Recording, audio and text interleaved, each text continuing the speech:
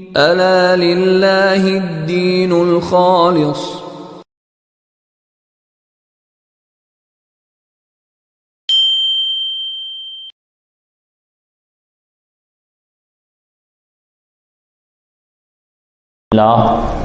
والصلاة والسلام علی رسولہ الکریم وعلی آلہ واصحابہ اجمعین اما بعد فاعوذ باللہ من الشیطان الرجیم بسم اللہ الرحمن الرحیم وَإِن يَمْسَسْكَ اللَّهُ بِضُرٍّ فَلَا كَاشِفَ لَهُ إِلَّا هُوَ وَإِن يَمْسَسْكَ بِخَيْرٍ فَهُوَ عَلَى كُلِّ شَيْءٍ قدیر۔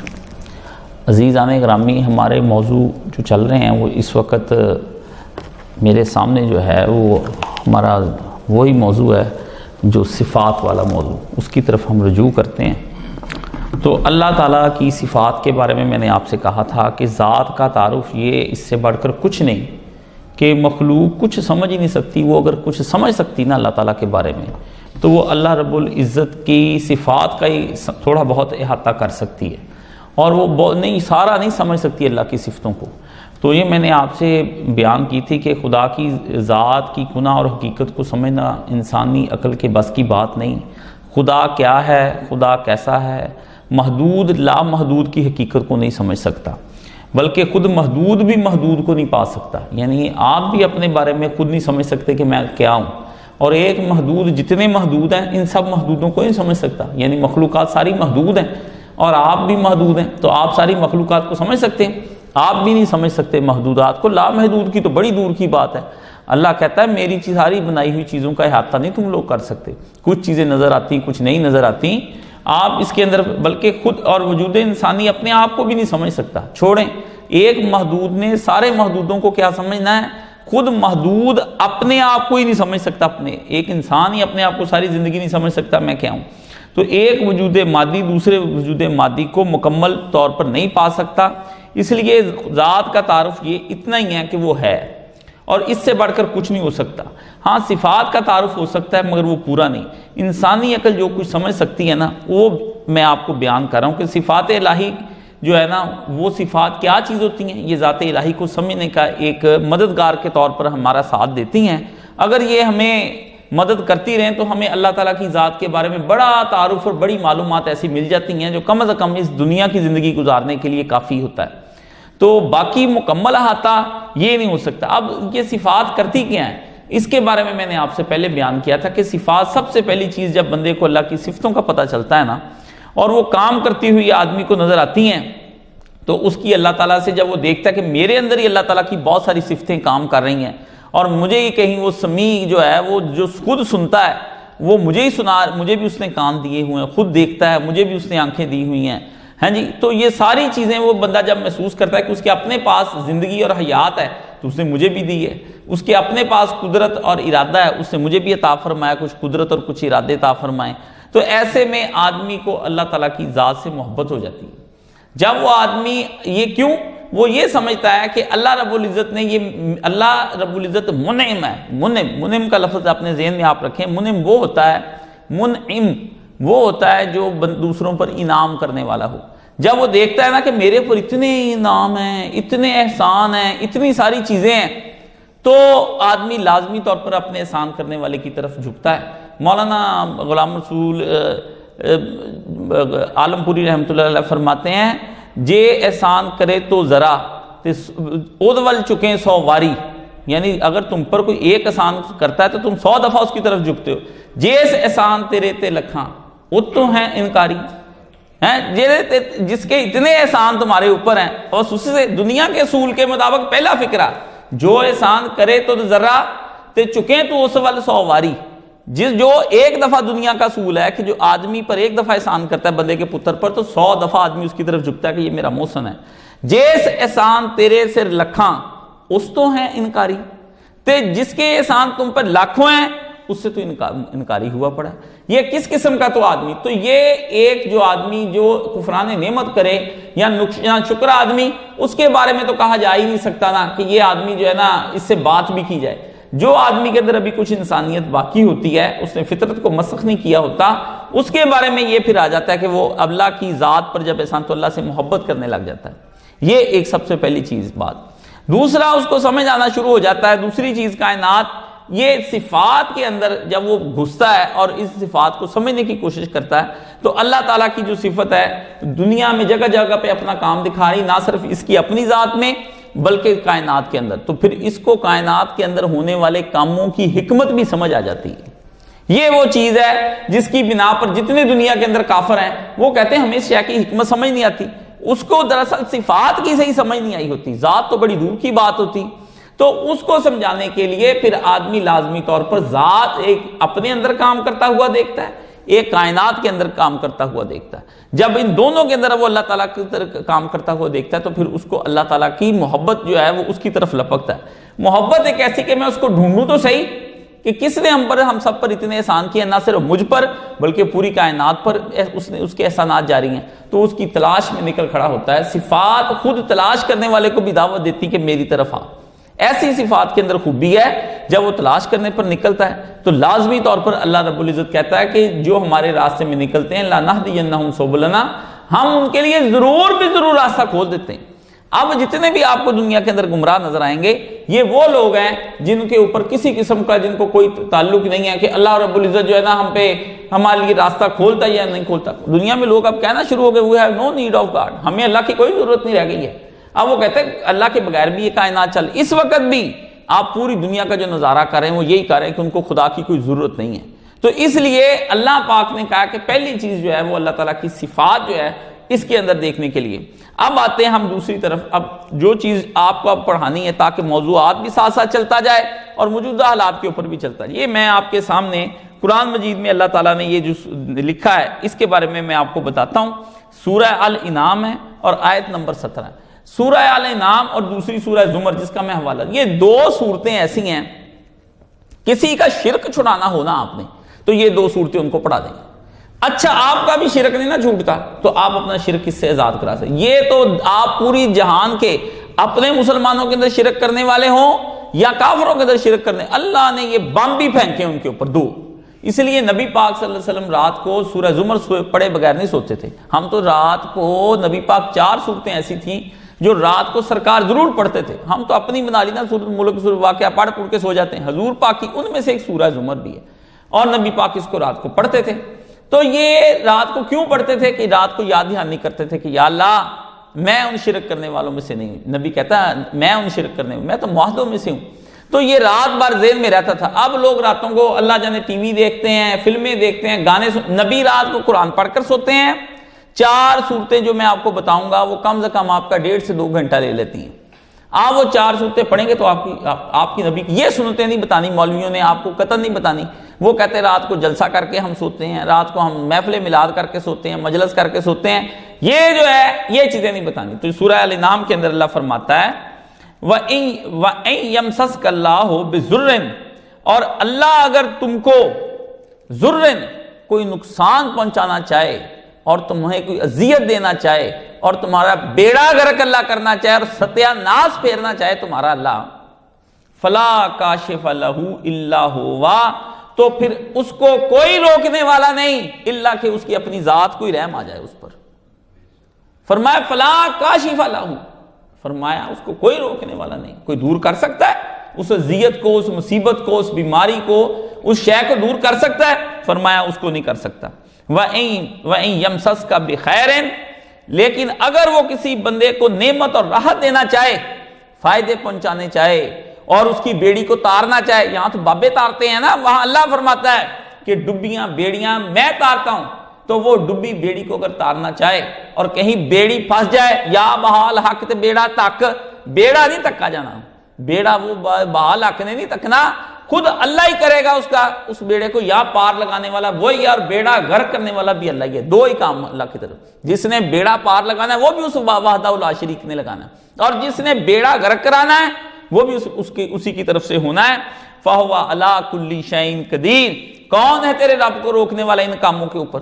تیرا رب ہر کام کرنے پر قادر ہے۔ کسی نے ہاتھ پکڑ لینا تیرے رب کا کہ وہ یہ کہہ کہ نہیں ہم یا اللہ تیرا ہاتھ پکڑ لیں گے، ہم کام نہیں ہونے دیں گے۔ تو یہ اللہ پاک نے قرآن مجید میں یہاں پر اتنی سی بات فرمائی۔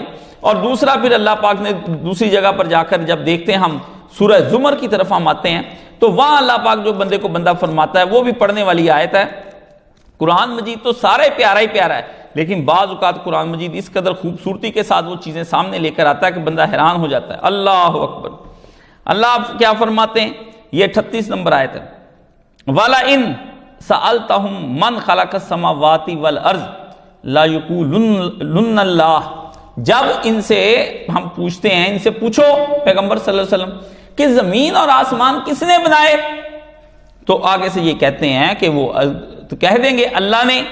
کہو کل، اگر اللہ نے بنائے، کل افرأیتم ما تدعون من دون اللہ، اللہ نے کہا کہو کہ بلا دیکھو تو جن کو تم اللہ کے سوا پکارتے ہو، اور اگر اللہ مجھ کو کوئی تکلیف پہنچانی چاہے تو کیا تم اس تکلیف کو دور کر سکتے؟ اللہ نے پوچھا من دون اللہ ان ارادانی اللہ بضر هل ہن کاشفۃ ضرہ، اگر اللہ ان کو کوئی نقصان پہنچانا چاہے ان سب کو، تو جن کو تم اللہ کے علاوہ پکارتے ہو، تو کیا تم یہ تکلیف کو دور کر سکتے ہو؟ یا پھر ارادانی، اللہ کا ارادہ ہو جائے بے رحمتن حل ہن ممسکات رحمتہ، کیا اس کی رحمت کو پھر کوئی اور روکنے والا ہے؟ اللہ نے فرمایا کل، نبی نا کوئی نہیں ملنا۔ کیوں؟ کل حسبی اللہ، کہہ دے میرے لیے اللہ ہی تو ہمارے لیے کافی ہے، اللہ ہی میرے لیے کافی ہے۔ علیہ یتوکل المتوکلون، اور بھروسہ رکھنے والے اسی پر بھروسہ رکھتے ہیں۔ انہوں نے کہا بھروسے اسی کے مانے جائیں گے، جو اصل بھروسہ ہوتا ہے وہ اس آدمی بھروسہ اس پر کرتا ہے جس آدمی کو پتا ہو کہ یہ بندہ مضبوط ہے۔ آپ اپنی کسی عمارت کو دیکھتے ہیں، کسی دوسرے آدمی کو آپ دیکھتے ہیں یار یہ کل کھڑا رہے گا، تو اللہ نے کہا کہ جن لوگوں نے توکل کرنے ہوتے ہیں نا، وہ پھر توکل اللہ پہ ہی کرتے ہیں، ان کو پتا ہے سب سے مضبوط توکل اللہ تعالیٰ کا ہے۔ تو آج کل جو مسلمانوں کے حالات ہو گئے ہیں، اس میں آپ بھروسہ کس پہ؟ ویکسین پہ بن گیا بھروسہ، کٹھے نہ ہو جاؤ، ہیں جی نقصان ہو جائے گا، وہ یہ کر دے گا، فلاں یہ شے ہو جائے گی۔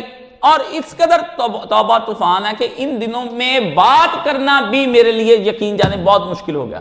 میرا جی چاہتا ہے کہ یہ سارے سوشل میڈیا کی چیزیں جو نا بم مار کے اڑا دوں، بھی تم لوگوں نے کیا پھیلا رکھا ہے پوری دنیا کو کنفیوژن۔ اور ہر آدمی نے سمجھ لیا ہے کہ اس وبا کے اندر لازمی طور پر ہم نے کچھ نہ کچھ شیئر کرنا ہے، ہر آدمی نے ایک سمجھ لیا بھی شیئر وہ کرے جس کے پاس علم حقیقی ہے، جس کے پاس علم حقیقی نہیں ہے وہ جی کبھی اٹلی کا بتا رہے ہیں، کبھی فلانے کا بتا رہے ہیں، تو پھر اللہ نے دکھا دیا دنیا کے اندر۔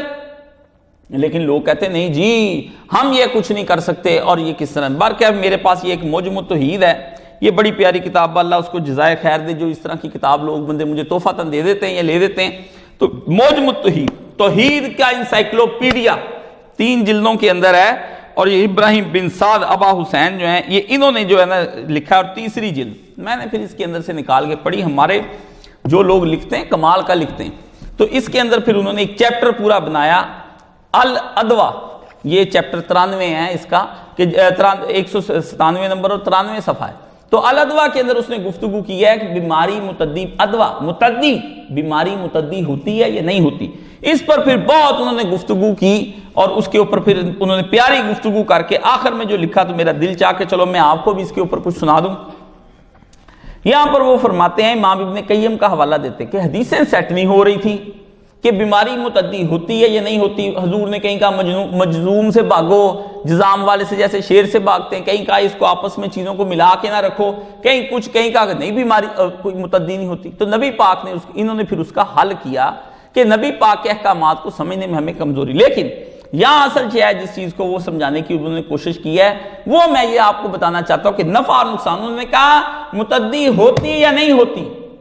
اصل چیز جو ہے نبی پاک صلی اللہ علیہ وسلم نے جو سمجھانے کی کوشش کی وہ یہ کی کہ ان یضر عبدہ ضرہ، اگر بندے کو اللہ چاہے نفع دینا نقصان دینا تو اللہ اس کو ضرور دے کر رہتا ہے، اور وہ اگر چاہے کہ اس نقصان کو اس سے واپس لوٹا لے، جاتے جاتے بھی نقصان کو واپس موڑ لیتا ہے، جاتے جاتے بھی نقصان کو موڑ، بل ان شاء ان ینفعہ بما ہوا من اسباب الضرر، کہتے لیکن اگر وہ چاہے کہ یہ سارے اسباب ضرر کے اکٹھے ہو گئے ہیں اور سارا کچھ دنیا سب سامنے نظر آ رہا ہے کہ یہ اس کو نقصان پہنچ جانا ہے، لیکن وہ اگر چاہے اس وقت کہ اس کو نفع ہو جائے تو اسی وقت وہ شاید نفع میں بدل جاتی ہے، اسی شاید نفع میں بدل جاتی۔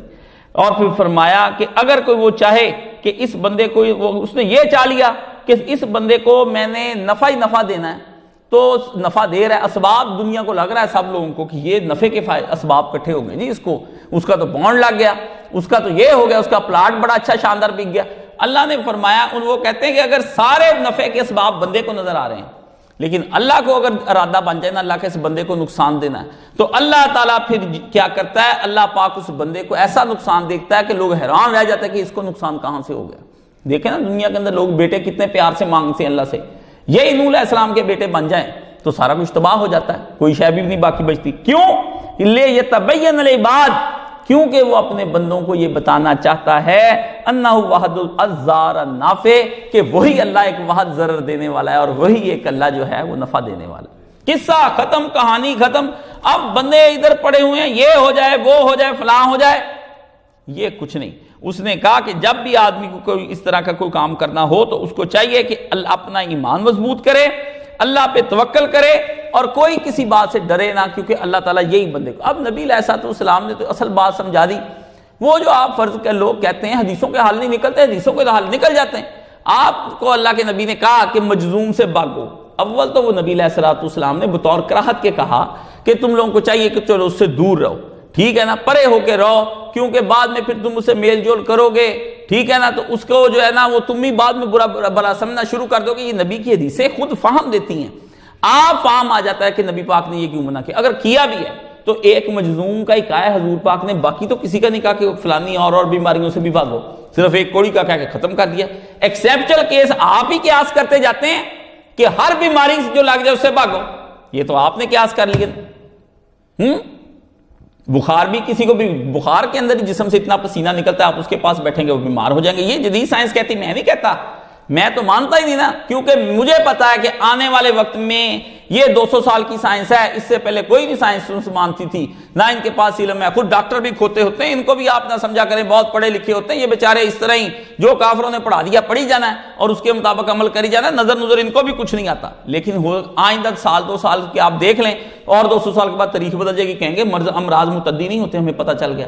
آپ سائنس کے ذریعے سے اسلام کو حل کرنے کی کوشش نہ کریں، جو اسلام کا اصل طریقہ کار ہے اس کو حل کرنے کی کوشش کریں۔ اور وہ جو نبی علیہ السلام نے فرمایا کہ صحیح کو غلط کے ساتھ نہ ملاؤ، وہ تو انتظامی طور پر فرمایا کہ صحیح چیزیں ایک طرف کر لو اور جو دوسری چیزیں ہوتی ہیں ان کو ایک طرف کر لو، تاکہ ان کی چھانٹی الگ الگ چیزیں پڑی ہوں تو ان کو بیچنا، سیل کرنا یا ان کا دوا دارو کرنا الگ الگ کرنا کوئی مشکل کام نہیں۔ یعنی ایک انتظامی مینجمنٹ کے مسئلے کو انہوں نے اسلام بنا کے آگے پیش کر دیا، اور مولویوں کے دماغ نہیں کام کرتے۔ اب میں کیا کروں؟ جن لوگوں نے اس وقت دنیا کو ساری کو اپنے پیچھے لگانا تھا وہی لوگ کنفیوز ہو کے رہ گئے ہیں، ان کا بھی اپنا دماغ کام نہیں کر رہا، اور کنفیوز خود نہیں ہوتے، ان کو حکومتیں کہتی ہیں کہ تم لوگ کنفیوز ہو جاؤ، یہ کنفیوز کرنے والا معاملہ بناؤ، وہ پیسے دیتے ہیں ان کو، ٹھیک ٹھاک ہے، اور مولوی مروب ہیں، جاہل ہیں، پوری مغربی سائنس سے مروب ہو کے رہ گئے ہیں، اور اپنا کوئی علم اپنے پاس ہتھیار نہیں تھا، پھر جب دوسرا حملہ کرتا ہے تو پھر معافیاں ہی مانگنی اس کے سامنے کھڑے ہو کے۔ اس لیے اپنا کوئی نہیں تیار کیا ہم نے، آج تک نہیں کیا۔ اور طب پر مجھے اتنا پتا ہے کہ طب پر ہم نے اپنا کچھ نہیں کیا، جو یونانی سائنس چلی آتی ہے وہی آپ نے گریک جو ہے وہ آگے سے آگے رسو سقراط بکرات کی چیزیں آگے سے آگے بولی سینا نے لے لی، اوروں نے لے لی، وہ سارے آپ نے کام کیے، کوئی اپنی طب نہ تیار کی کہ ہماری طب کی بنیادیں کیا ہیں۔ کافروں کی یہی اس المیہ، انہوں نے اپنی بے خدا کی تہذیب، انہوں نے کہا اللہ کوئی نہیں ہوتا، اصل شاید بیماری ہوتی جو کچھ ہوتا ہے، اس لیے یہ پھیل رہی ہے، اس کو قابو کرنا چاہیے۔ اور وہ خود ہی کہتے ہیں کہ یہ پھیل بھی جاتی ہے، مادے کو ہم قابو بھی کر لیتے ہیں۔ ان کا سوچنے کا ایپسٹامولوجی اس کو کہتے ہیں، انگریزی کے اندر جا کے اس کو لکھے واٹ از ایپسٹامولوجی، جب آپ اس پہ لکھیں گے تھیسز کے تھیسز آ جائیں گے کہ سوچنے کا طریقہ کار کیا ہونا چاہیے ہر قوم کا، تو یہ سوچنے کا ایک نیا طریقہ کار انہوں نے ڈھونڈا۔ تو یہ اللہ پاک نے ہمیں سمجھ اور فہم دی ہوئی ہے کہ ہم ان مسائل کا حل کر سکیں۔ اب آپ کو ایک حدیث سنانی اور اس کا آ جانا ہے مزہ۔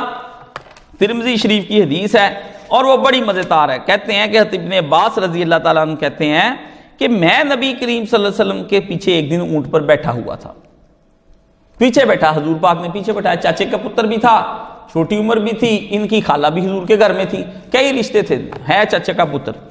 فرمایا ایک دن میں رسول اللہ کے پیچھے بیٹھا تھا، آپ نے فرمایا، کیا فرمایا نبی علیہ السلام کو، یا غلام، او میرے پیارے بیٹے لڑکے، اللہ کو احفظ اللہ یحفظک، اللہ کو یاد رکھ، اللہ تجھ کو یاد رکھے گا۔ کیا کہا؟ اللہ کو یاد رکھ، اللہ تجھ کو یاد رکھے گا، اور احفظ اللہ تجد ہو تجاہ کا اللہ، یہ فکرہ میرا دل ہی لے گیا۔ جب تو اللہ کو یاد رکھے گا تو اس کو اپنے سامنے ہی پالے گا۔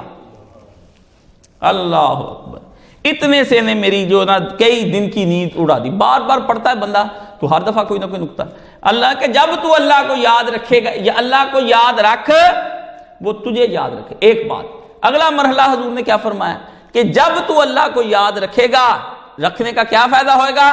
یہ فائدہ ہوگا کہ تو اس کو اپنے سامنے ہی پھر پالے گا، ایسے جلوے تجھ کو دکھائے گا، تو حیران رہ جائے گا۔ اور جب تو سوال کر تو اللہ ہی سے سوال کر، جب مدد مانگے تو اللہ ہی سے مانگ۔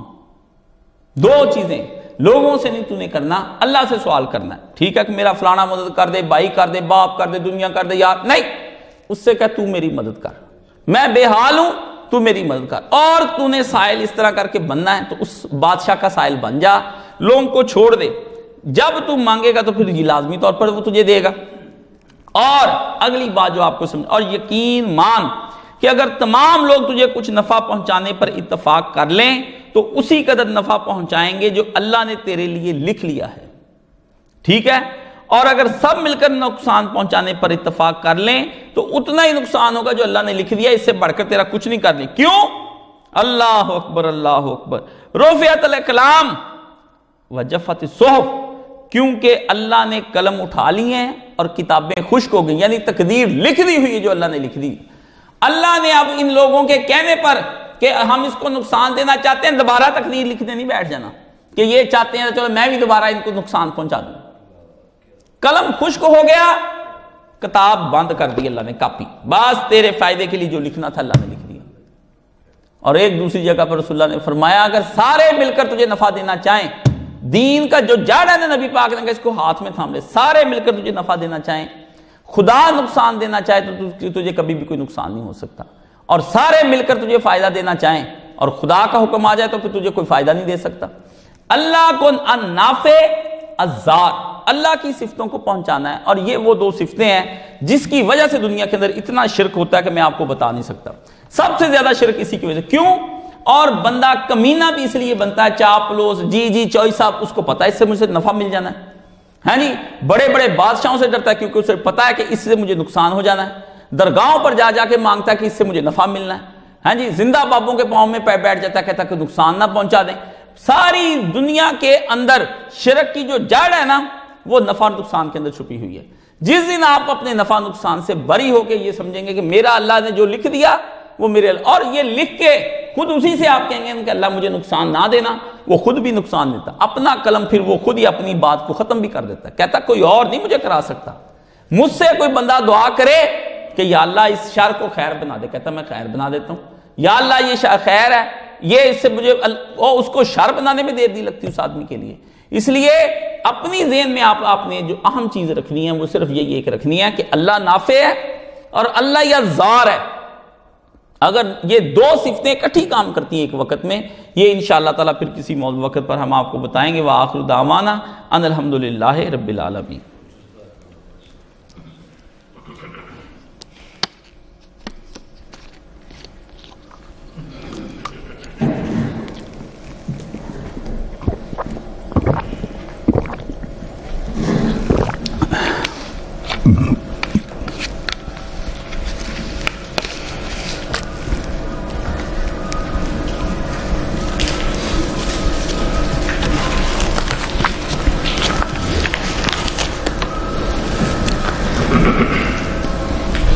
الحمدللہ والصلاۃ والسلام علی رسولہ الکریم وعلی آلہ واصحابہ اجمعین، اما بعد فاعوذ باللہ من الشیطان الرجیم، بسم اللہ الرحمن الرحیم۔